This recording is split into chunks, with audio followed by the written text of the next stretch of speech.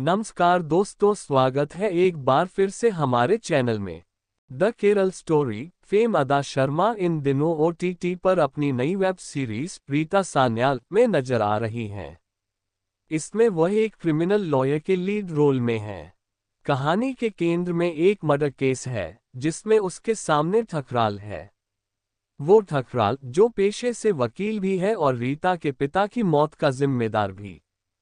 Rita Sanyal web series की कहानी की शुरुआत एक हल्के फुल्के अंदाज में होती है, जहां वकील रीता सान्याल अदा शर्मा रॉकी का बचाव कर रही हैं। रॉकी एक कुत्ता है जिस पर 5 फीट की बाढ़ पर चढ़ने और 4 पिल्लों के पिता बनने का आरोप है। दूसरे कुत्ते का परिवार इसके लिए 10 लाख रुपए के मुआवजे की मांग कर रहा है। केस जीतने के बाद रीता की मुलाकात कोर्ट के बाहर ही केशव से होती है, जिसकी मां को स्थानीय विधायक पारव राणे की हत्या के आरोप में गिरफ्तार किया गया है। जब रीता केशव से इस बारे में जानकारी मांगती है तो वह बताता है कि यह अपराध उसकी मां ने नहीं, बल्कि उसने खुद किया है और दावा करता है कि उसने परफेक्ट मर्डर को अंजाम दिया है। रीता अब केशव का ये केस लड़ती है, लेकिन कोर्टरूम में उसका सामना वकील राज ठकराल राहुल देव से होता है। रीता और ठकराल का एक इतिहास है, लिहाजा अब लड़ाई सिर्फ कानूनी दांव पेच की ही नहीं, बल्कि कहीं ना कहीं व्यक्तिगत भी है। रीता सान्याल एक ऐसा कानूनी क्राइम ड्रामा है जिसे आप आसानी से भूल सकते हैं।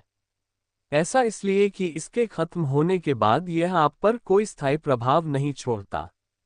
ये सीरीज लेखकर आमिर खान के उपन्यासों रीता सान्याल के मुकदमे पर आधारित है, लेकिन ये सीरीज आपके धैर्य की पूरी परीक्षा लेता है।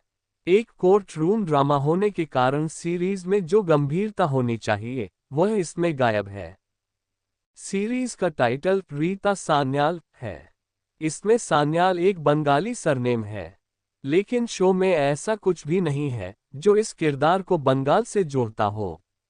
सीरीज का मुख्य किरदार ना तो एक शब्द बंगाली में बोलती है और ना ही उसका रहन सहन या उसकी संस्कृति में कहीं इसकी झलक है।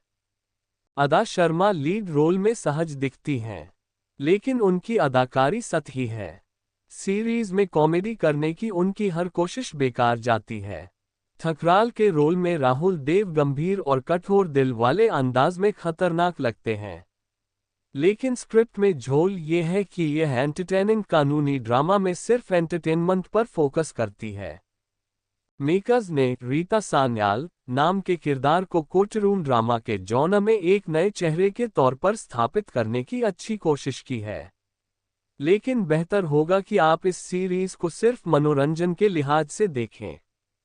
वेब सीरीज के पहले सीन से ही रीता सान्याल कानूनी व्यवस्था को हल्के में लेती है। ये निर्माताओं और लेखकों के इरादे बताने के लिए काफी है। मार्शल आर्ट्स में माहिर एक महिला जी का किरदार निरीशा बसनेट ने निभाया है।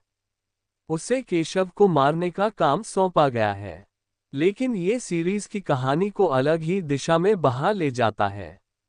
बेहतर होता अगर मेकर्स इसकी बजाय सस्पेंस और साजिश को बेहतर बनाने पर समय खर्च करते।